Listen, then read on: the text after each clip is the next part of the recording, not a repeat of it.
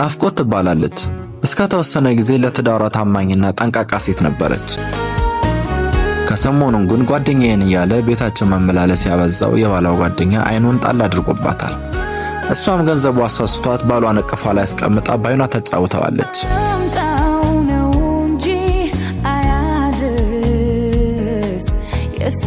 ሰው ተወዶ የታልክስ ምነው ፍቅር ትጥቄን ሊያስፈታ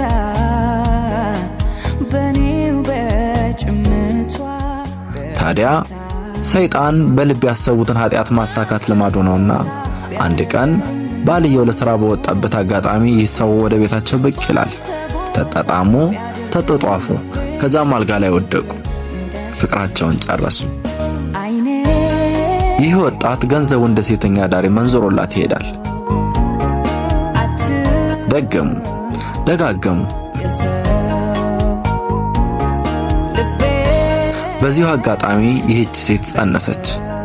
ባልየው ከሱ የተጸነሰለት መስሎት በደስታ ቦረቀ።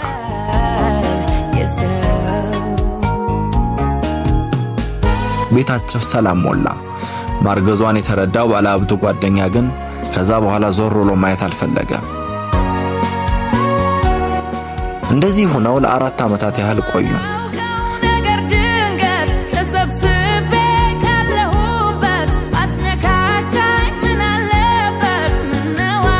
ከ4 ዓመት በኋላ ግን በቤታቸው አዲስ እንቆቅልሽ ተፈጠረ።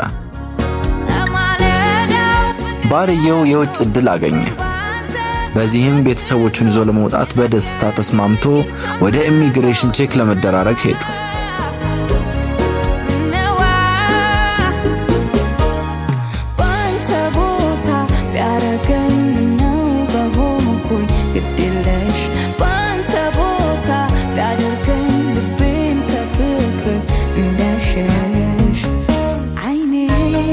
በዚህ ሰዓት ነበር በቤታቸው ትልቅ መርዶ የተበሰረው።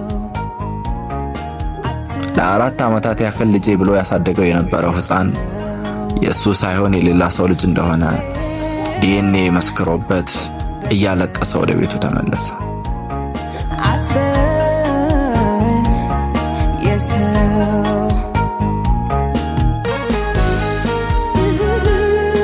ምንም እንኳን አጥብቆ የወደደው እንጂ ያልወለደው ልጅ ይዞ መውጣት አይችልምና አቅፎ እያለቀሰ ተሰናብቶት ለሀገሩ ሄደ።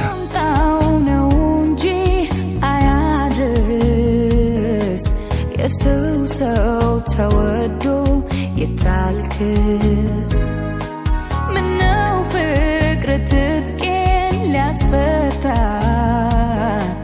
በኔው በጭምቷ በረታ።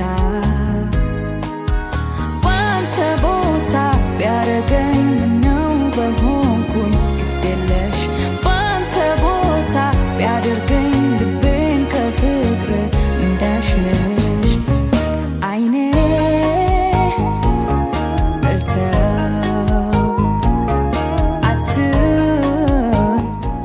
እሷም ከድህነቷ ጋር ልጇን ታቅፋ ቤቷ ቀረች።